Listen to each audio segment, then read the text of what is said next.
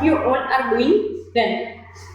Previously આપણે unit 1 એનું chapter 1 એટલે કે ઇન્ટ્રોડક્શન ટુ કોસ્ટ અકાઉન્ટિંગ એની અંદર આપણે શું ડિસ્કસ કર્યું હતું તો કે ભાઈ ક્લાસિફિકેશનમાં એલિમેન્ટ ડિસ્કસ કર્યા હતા કે ભાઈ એલિમેન્ટ અકોર્ડિંગ ટુ કોસ્ટ કોને કહેવાય તો કે ડિરેક્ટ કોસ્ટ અને indirect cost. Then we had move to the further ક્યાં તો કે સિમ્પલી આપણે ફંક્શનલ ક્લાસિફિકેશન જોઈએ જેમાં ફંક્શન હોય ફેક્ટરીનું ફંક્શન તો એના overheads, selling and distribution activity તો એના ઓવરહેડ્સ, એડમિન એક્ટિવિટી તો એના ઓવરહેડ્સ.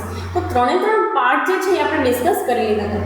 હવે સી એક વસ્તુ તમને કહી દઉં છું, બહુ ફ્રેન્ક મેનરની અંદર કહી દઉં છું, આ વસ્તુ તમારી અન્ડરસ્ટેન્ડિંગ ડેવલપ કરવા માટે છે.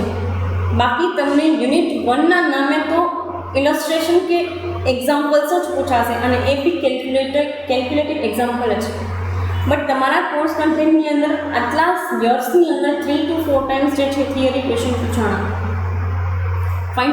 સો આ વર્ષે તમારો સિલેબસ જે છે એ ચેન્જ થયો છે બટ પ્રીવિયસ યર્સની અંદર આ પર્ટિક્યુલરલી આ યુનિટમાં તમને જે છે એ 4 to 5 ટાઈમ્સ એટલે કે આફ્ટર 2016 બરાબર આટલી વખત બધી એક્ઝામ રેમિડિયલની લઈને 4 વખત પૂછાણું છે બરાબર. તો એવું માનવા નહીં રાખવું કે ભાઈ આપણને ક્યારેય કોસ્ટિંગમાંથી થિયરી પૂછાશે નહીં, પૂછાઈ પણ શકે.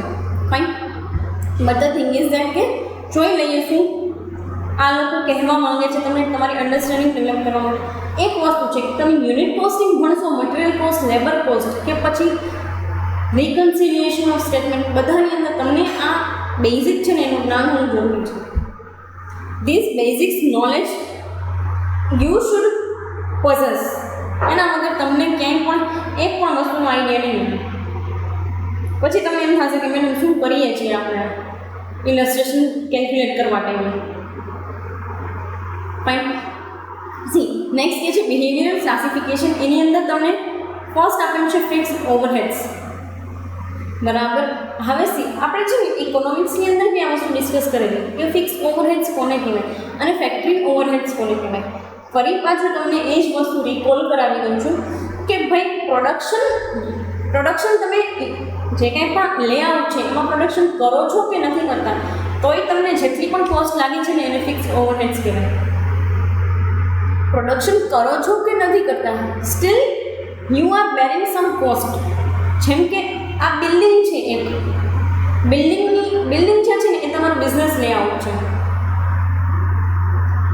હવે બિઝનેસ લેઆઉટની અંદર તમે માની લો કે આ COVID-19ના લીધે આટલા પેન્ડેમિક સિચ્યુએશનના લીધે 3-4 મહિના પ્રોડક્શન કર્યું જ નથી પણ તોય તમને આ બિલ્ડિંગનું વેરેન્ટેજ તો લાગે છે ને, બિલ્ડિંગનું ડેપ્રિશિએશન તો લાગે છે ને, એનો ખર્ચો તો લાગશે ને, બંધ પડ્યા રહેવાનું. એવું જ એક્ઝામ્પલ આપણે લઈએ મશીનરીનું. હા, મશીનરી એવી વસ્તુ છે કે ભાઈ જે તમારા પ્રોડક્શન સાથે ચેન્જ ના થાય. તમે કે દર વર્ષે મશીનરી ચેન્જ ના કરો પણ 25-30 વર્ષે કરો કે 15-20 વર્ષે કરો તો મશીનરી જે છે એ ચેન્જ નથી થતી. તો મશીનરી આટલા દિવસ બંધ રહી તો મશીન ઉપર ડેપ્રિશિએશન તો લાગે જ ને. તો આવી તમામ પ્રકારની કોસ્ટ જે લાગે છે તમને ડેપ્રિશિએશન કે પછી આ બિલ્ડિંગ માટેનું ડેપ્રિશિએશન કે મશીનરી, આ કોસ્ટને ફિક્સ ઓવરહેડ્સ કહેવાય છે. વાય સો ફિક્સ ઓવરહેડ્સ? કારણ કે તમે પ્રોડક્શન કરો છો નથી કરતા એ તમને કમ્પલસરી લાગશે. એમાં જો તમે લીઝ ઉપર લીધું હોય તો બિલ્ડિંગ જો લીઝ ઉપર લીધું છે તો તમારે એના લીઝના પૈસા પે કરી દીધા હશે. લીઝ અથવા તો રેન્ટ જે કાંઈ પણ તમે એને કહો છો. આ સિનારીઓની અંદર તો તમને પ્રોપરલી લાગે જ છે cost, whether you are producing anything or not.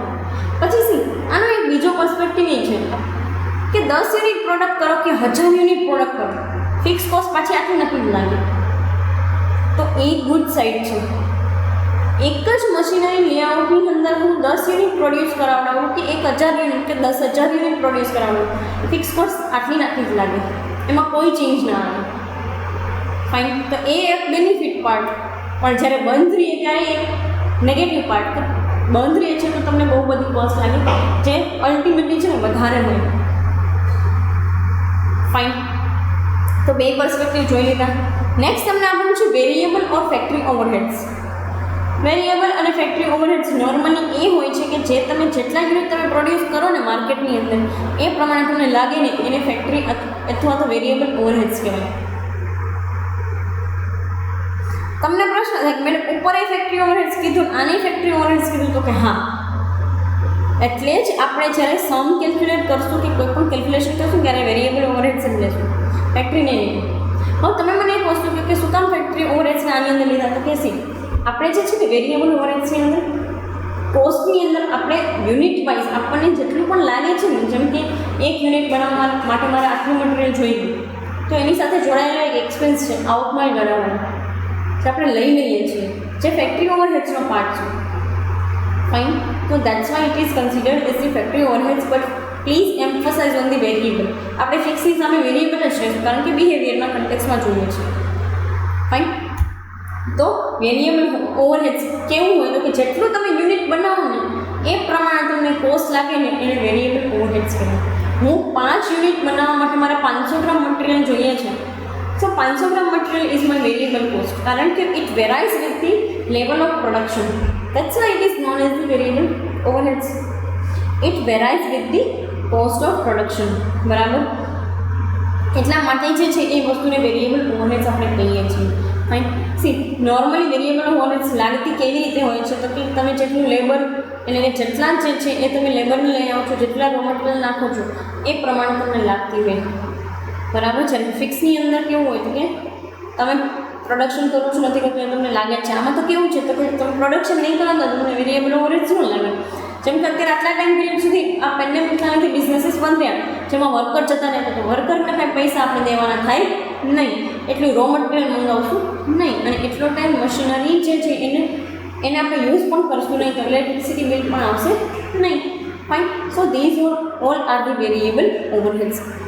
Next part તમને કહે છે ક્લાસિફિકેશન અકોર્ડિંગ ટુ ટાઈમ. એમાં હિસ્ટોરિકલ કોસ્ટ અને પ્રી ડિટરમાઇન્ડ કોસ્ટ.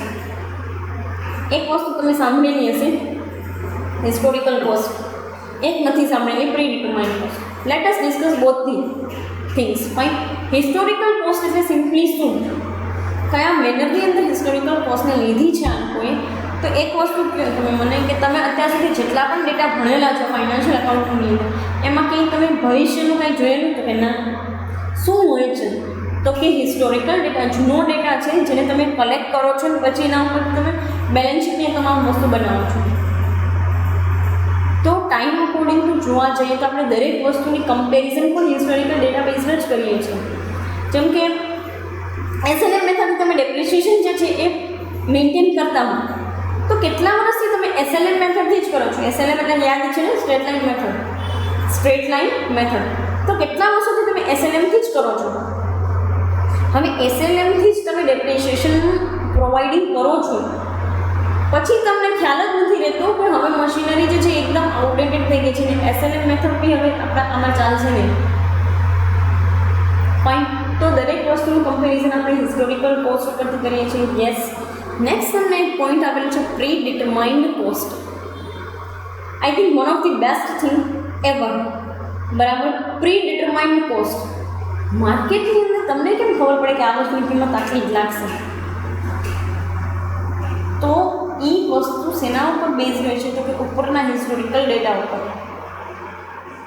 તમને એમ છે કે મેડમ પ્રી ડિટરમાઇન્ડ કોસ્ટનું કંઈ ઇમ્પોર્ટન્સ ખરું? તો છે જ નહીં. તમે જ્યારે કોઈ કોન્ટ્રાક્ટની અંદર ઇન્વોલ્વ થતા ને, કોન્ટ્રાક્ટ કોસ્ટિંગ નામનું બી એક વસ્તુ આવે છે. બરાબર. યુનિટ કોસ્ટ, એવી રીતે unit costing, process costing, contract costing બી આવે છે, જેમાં તમે અને તમારો સપ્લાયર ઓર તમે ને તમારો કન્ઝ્યુમર જે છે એ બંને લોકો એક જે છે એ કોન્ટ્રાક્ટની અંદર ઇન્વોલ્વ થાવ છો, જેમાં તમે એવું ડિસાઇડ કર્યું છે કે ભાઈ હું તમને દર વખતે જે છે એ આટલો માલ આપીશ, તમારા મને કોસ્ટ કાઢીને આપવાની. ત્યાં તમારે ટેન્ડર શીટ બનાવવા કે કોન્ટ્રાક્ટ શીટ બનાવવા તમારે આ પ્રી ડિટરમાઇન્ડ કોસ્ટની જરૂરિયાત પડે, જેમાં તમે પહેલેથી જ મેન્શન કરી દો છો કે આટલી કોસ્ટ લાગશે આ વસ્તુ બનાવવા માટે. તમને એ પ્રશ્ન થાય કે મેડમ તો પ્રી ડિટરમાઇન્ડ બેઝિસ ઉપર ખબર કેમ પડે કે આટલી જ કોસ્ટ ડિટરમાઇન કરવાની? તો કે પ્રીવિયસ ડેટા એટલે હિસ્ટોરિકલ ડેટા ઉપરથી. બરાબર. અને ઘણી વખત કરંટ માર્કેટ ઇસ્યુ ઉપરથી ને આપણને ખ્યાલ આવે છે કે આટલું જ કરવાનું છે, પ્રી ડિટરમાઇનની અંદર આટલું જ જે છે એનું ફોકસ છે. Fine. So this is the thing. અને એના લીધે પ્રી ડિટરમાઇન્ડ કોસ્ટ જે છે આપણે ડિસ્કસ કરીએ છીએ. નોર્મલી પ્રી ડિટરમાઇન્ડ કોસ્ટ એટલે કે અગાઉથી જે છે એ કોઈ એક આખા બેચ અથવા તો એક આખા યુનિટ ઓફ પ્રોડક્શન જે છે એના માટે આપણે કરી નાખીએ છીએ ડિસાઇડ કે ભાઈ 1 યુનિટ બનાવવા માટેના 20 રૂપિયા લાગશે, પહેલેથી મેં ડિસાઇડ કરી લીધું. પછી ઓછા લાગે તો એ પ્રમાણે એ લોકો બે જે છે ને કોન્ટ્રાક્ટમાં ચેન્જ કરે, એટલે કે પેમેન્ટની અંદર ચેન્જ કરે. બટ પ્રી ડિટરમાઇન્ડ કોસ્ટનું ઇમ્પોર્ટન્સ એટલા માટે પણ છે કે તમને જે છે ને એ અગાઉથી ખ્યાલ પડી જાય અને તમને રિસોર્સિસ અલોકેટ કરવાની ખબર પડે કે આને અહીંયા મૂકો, આને વાં મૂકો, આને વાં મૂકો, તો આપણને સારી જે રીતે છે એ પર્ટિક્યુલરની જે મેનરની અંદર પ્રોડક્શન જોઈએ છે એ મેનરમાં આવશે. Fine. So this is all about the according to type. Next part discuss કરીએ classification according to decision making. બરાબર, ડિસિઝન મેકિંગ પ્રમાણે ક્લાસિફિકેશન જે છે એ જોઈએ કેવી રીતે and how they want to connect to us. બરાબર, એ લોકો આપણને કેવી રીતે કનેક્ટ કરવા માંગે છે. પહેલું તમને આપ્યું છે માર્જિનલ કોસ્ટ. માર્જિનલ કોસ્ટ તમે ભણી ગયેલા છો પ્રીવિયસલી બી ઇકોનોમિક્સની અંદર. ટોટલ પ્રોડક્શનની અંદર 1 યુનિટ વધારવાથી જે કોસ્ટનો વધારો થાય એને માર્જિનલ કોસ્ટ કહેવાય છે. બરાબર, એની બીજી રીતે એમ પણ તમે કહેતા હતા કે the cost incurred to form by just adding a 1 unit of production or 1 unit of product એને માર્જિનલ કોસ્ટ કહેવાય છે. નોર્મલી માર્જિનલ કોસ્ટ ડિસિઝન મેકિંગનો હિસ્સો હોય છે. શું કામ? કારણ કે તમે જ્યારે આવી રીતે વધારે એક્સેસિવ પ્રોડક્શન કરવા માંગતા હોય ત્યારે તમને આઈડિયા આવે કે એક પ્રોડક્ટ વધારવાથી આપણને કોસ્ટ કેટલી વધે છે. કારણ કે એક વસ્તુ તમે જોઈ હશે કે ટોટલ કોસ્ટ કરતાં ઘણી વખત માર્જિનલ કોસ્ટ જે છે એનું તમે એનાલિસિસ કરો તો માર્જિનલ કોસ્ટ જે છે એ ડિમિનાઇઝિંગ રિટર્નની બટ ઇન્ક્રીઝિંગ રિટર્નની અંદર હોય. વધતા જતાં સિદ્ધાંતની મુજબ આપણે જોઈએ તો વધતી હોય, ભલે થતી ઓછી હોય પણ વધતી જતી. બરાબર, એ રીતની તમને કોસ્ટ જોવા મળે. હવે એક વસ્તુ તમે સમજો કે આ માર્જિનલ કોસ્ટ જે છે એ ડિસિઝન મેકિંગનો એક હિસ્સો છે. તમે ડિસાઇડ કરો છો કે મારે આટલા જે છે એમ મેનરની અંદર હવે એક્સેસિવ પ્રોડક્શન કરવું છે તો લાગશે તમને marginal cost. Fine, done. Next તમને કીધું છે રિલેવન્ટ કોસ્ટ. રિલેવન્ટ કોસ્ટનો મિનિંગ થાય છે કે તમે પર્ટિક્યુલરલી પ્રોડક્શન માટે કોઈ એક વસ્તુ લઈ આવો છો ને તો એને લાગતી કોસ્ટને રિલેવન્ટ કોસ્ટ કહેવાય. જેમ કે મેં તમને પ્રીવિયસલી એક એક્ઝામ્પલ આપ્યું કે તમે કોઈ વસ્તુ બનાવો છો પ્રોડક્ટ, એના માટે બીબા હોય. બરાબર, તો એ બીબા તમે અલગથી લઈ આવો છો ને તો એના માટેની જે કોસ્ટ લાગે ને એને રિલેવન્ટ કોસ્ટ કહેવાય. બરાબર, એના માટે તમને જે કોસ્ટ લાગે એને રિલેવન્ટ કોસ્ટ કહેવાય. બીજું એક રિલેવન્ટ કોસ્ટનું ઇમ્પોર્ટન્સ શું છે તો કે તમને રિલેવન્ટ કોસ્ટથી આઈડિયા આવે છે કે કોસ્ટની અંદર વધારો કયું એલિમેન્ટ કરે છે, ટોટલ કોસ્ટમાં કયું એલિમેન્ટ વધારો કરે છે. બરાબર, તો એ બી એક ઇમ્પોર્ટન્ટ વસ્તુ છે કે ભાઈ રિલેવન્ટ કોસ્ટ એટલે પર્ટિક્યુલરની એક પ્રોજેક્ટ માટેની. ઘણી વખત આ તો હું તમને એક પ્રોડક્ટ માટેની કે એક નવા મટીરિયલ માટેની વાત કરું છું, ઘણી વખત આખા પ્રોજેક્ટ માટેની વાત કરું. પ્રોજેક્ટને રિલેટેડ વાત થતી હોય તો પ્રોજેક્ટને રિલેવન્ટ જેટલી પણ કોસ્ટ લાગતી હોય ને એને રિલેવન્ટ કોસ્ટ કહેવાય. હવે તમને ક્વેશ્ચન થાય મેડમ આવા પ્રોજેક્ટ એટલે શું? તો કે મારો અત્યારે બિઝનેસ છે એમ ચાલુ છે, ચાલુ અવસ્થામાં ને બહુ પ્રોફિટેબલ અવસ્થામાં ચાલે છે. તો કે હા, ડન. હવે કોઈએ મને એમ કીધું કે તમે આના કરતાં એક છે ને આ 1-2 નાની મશીનરી વસાવી લે તો તમારા પ્રોડક્શનની અંદર બહુ ફાયદો થાય. તો એ પ્રોજેક્ટ મેં લોન્ચ કર્યા, એ 2 મશીનરી મેં લોન્ચ કરી, એના માટે મને એક્સેસિવ જેટલી પણ કોસ્ટ લાગે છે કે જે વધારાનું રેન્ટ લાગે છે, વધારાનું જે લોકોને લેબરને બેસાડવા માટેના પૈસા લાગે છે એને relevant cost. Fine. So this is the thing. Next તમે કહે છે ડિફરન્શિયલ કોસ્ટ. ડિફરન્શિયલ કોસ્ટ એટલે તમે એક પહેલાં બી આવી એ વસ્તુ ભણી ગયા છો કે કોઈ એક એલિમેન્ટના વધારાથી આખી ટોટલ કોસ્ટમાં થતા વધારાને જે કહેવાય એને ડિફરન્શિયલ કોસ્ટ કહેવાય. હવે આનું નામ ડિફરન્શિયલ કોસ્ટ શું કામ આવ્યું છે? કારણ કે એક એલિમેન્ટના વધારાથી એટલે હું શું કરું છું તો કે હવે છે ને મશીનરીમાં ચેન્જ કરતી નથી, રો મટીરિયલમાં ચેન્જ કરતી નથી, પણ મારા લેબર્સ લોકો જે છે ને એ હવે મારી આગળથી વધારે વેજીસ માંગે છે તો મારે દેવા પડશે. આ વધારે વેજીસ આપવાથી મારી કોસ્ટમાં જે વધારો થાય ને એને ઇન્ક્રીમેન્ટલ કહેવાય. અને આવી રીતે કોઈ વસ્તુ ઘટાડી દેવાથી જે કોસ્ટમાં ઘટાડો થાય ને એને ડિક્રીમેન્ટલ કહેવાય. હકીકતમાં આપણે આ વસ્તુ ઇન્ક્રીમેન્ટલ કન્સેપ્ટની અંદર ભણી ગયા છે, ઇન્ક્રીમેન્ટલ પ્રિન્સિપલની અંદર. બરાબર, ક્યાં તો કે જ્યાં મેનેજમેન્ટના ડિસિઝન્સ આવતા આપણે ત્યાં. ફાઇન.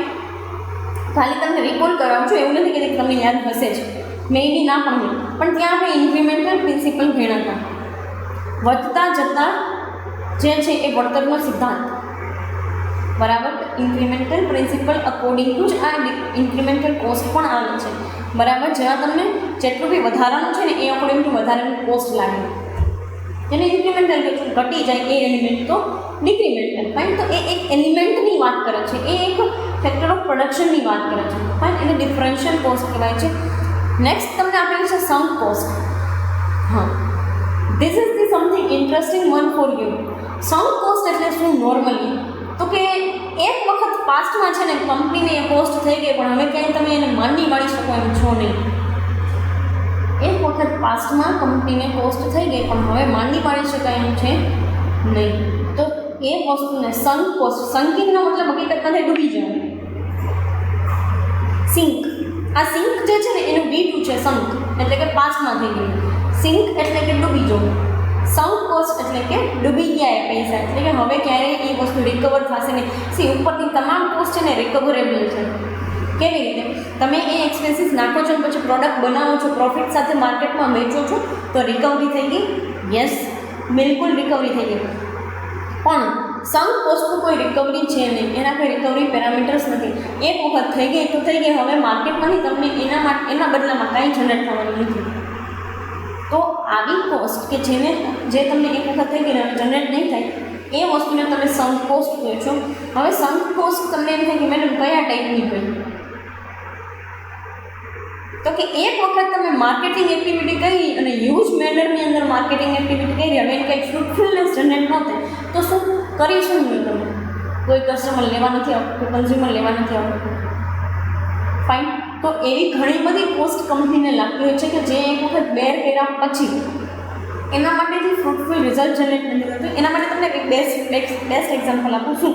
તો કે ટ્રેનિંગ અત્યારે છે ને કંપનીઝ લોકો ટ્રેનિંગ આપતી હોય, એના નવા જે એમ્પ્લોઈઝને એ લોકો લે, ફ્રેશર્સ લોકોને એના માટે ટ્રેનિંગ આપે. ટ્રેનિંગ આપી 3 મહિના સુધી ટ્રેનિંગ આપીને ખર્ચો કર્યો એની પાછળ, આ છે તે છે, એને ફેસિલિટીઝ પ્રોવાઈડ કરી. હવે એ ભાઈને કે બેનને મજા નથી આવતી જોબ કરવાની, એટલે જોબ છોડીને જતા રહે. તો આ કંપની માટે સંક કોસ્ટ છે. વહી ગઈ, પૈસા ડૂબી ગયા, કંપનીને પૂરું થઈ ગયું અને કોઈ દિવસ રિકવર નહીં થયો. ફાઇન. લાસ્ટ તમને તમારી બેસ્ટ નોન વસ્તુ એટલે કે ઓપોર્ચ્યુનિટી કોસ્ટ આપેલી છે, જેમાં તમારી પાસે 4 થી 5 જેટલા પણ અલ્ટરનેટિવ અવેલેબલ છે, જેમાંથી તમે બેસ્ટ અલ્ટરનેટિવ ચૂઝ કરો છો. તો બાકીના જેટલા અલ્ટરનેટિવ સાઈડ થઈ જાય છે, એ અલ્ટરનેટિવ જતા કરવાની આપણી જે કોસ્ટ લાગે ને એને ઓપોર્ચ્યુનિટી કોસ્ટ કહેવાય. બરાબર. આ વસ્તુ આપણે બહુ જ ઇનડેપ્થ જે છે પ્રીવિયસલી ડિસ્કસ કરી હતી. ફરી પાછું તો be just for the sake of your knowledge તમને એક એક્ઝામ્પલ આપું છું. મારી પાસે 4 અલ્ટરનેટિવ અવેલેબલ છે. એકમાં છે ને 10,000 રૂપિયાના ઇન્વેસ્ટમેન્ટમાંથી 30નું આઉટપુટ નીકળે છે, એકમાં 20ના ઇન્વેસ્ટમેન્ટમાંથી 30નું નીકળે છે, એકમાં 40ના ઇન્વેસ્ટમેન્ટમાંથી 60નું આઉટપુટ નીકળે છે, અને એકમાં 50,000 રૂપિયાના ઇન્વેસ્ટમેન્ટમાંથી જે છે એ માની લો કે 70,000 રૂપિયાનું આઉટકમ નીકળે છે. હવે આ 4 અલ્ટરનેટિવ મારી પાસે અવેલેબલ છે, પણ આમાંથી આ જેટલા બી અલ્ટરનેટિવ છે એમાંથી એક અલ્ટરનેટિવ એવો છે કે જે બેસ્ટ છે મારા માટે, જે હું ચૂઝ કરી લઉં છું, જે 40,000 વાળું ચૂઝ કર્યું છે. તો હવે તમે એક વસ્તુ સમજો કે 50માં 70નું ખાતું હતું, 20માં 30નું ખાતું હતું, કે 10માં 20નું ખાતું હતું. આ ત્રણેય અલ્ટરનેટિવ મારે જવા દેવા પડશે. And then I will choose one and only that third number, કે જેમાં 40,000નું મને આઈ થિંક 60,000નું આઉટપુટ જનરેટ થાય છે, વિચ ઇઝ આઈ થિંક કે મને એવું લાગે છે કે બેસ્ટ છે મારા માટે, અને એ અલ્ટરનેટિવ ચૂઝ કરું છું. તો બાકીના અલ્ટરનેટિવ બેસ્ટ હશે એવું મેં માઇન્ડમાં રાખીને હું જનતા કરું છું, જેને ઓપોર્ચ્યુનિટી કોસ્ટ કહેવાય છે. જે તમે લાઈફમાં નોર્મલી બી કરતા હોય છો, આ વસ્તુ લેવી છે, આ વસ્તુ લેવી છે, પણ આ વસ્તુ જે છે એમાં મને ફાયદો વધારે દેખાય છે, તો આ વસ્તુ અત્યાર પૂરતી હું લઈ જ લઉં છું. તો જતી કરો છે એ વસ્તુ શું છે તમારા માટે? તો કે ઓપોર્ચ્યુનિટી કોસ્ટ. તમારી પાસે 2 ઓપ્શન હોય, આઈફોન લેવો છે અને OnePlus લેવો છે, એમાંથી તમે આઈફોનનો ઓપ્શન ચૂઝ કરો છો, OnePlusનો જવા દો છો, તો OnePlusના ફીચર્સ જે જવા દે છે ને તમારી ઓપોર્ચ્યુનિટી કોસ્ટ છે, અને OnePlusને ચૂઝ કરીને આઈફોનના ફીચર્સ જવા દો છો, એ તમારી ઓપોર્ચ્યુનિટી કોસ્ટ છે. Fine. So this is the very basic, અને તમે બહુ જે છે ડે ટુ ડે લાઈફમાં બી આ વસ્તુ ડિસ્કસ કરો છો. ફાઇન. નેક્સ્ટ જે કાંઈ પણ રિમેનિંગ પાર્ટ છે, જેમાં તમારે કોસ્ટિંગને સિસ્ટમને કેમ ઇન્સ્ટોલ કરવી એ આપણે કમિંગ સેશનમાં ડિસ્કસ કરશું. Thank you so much.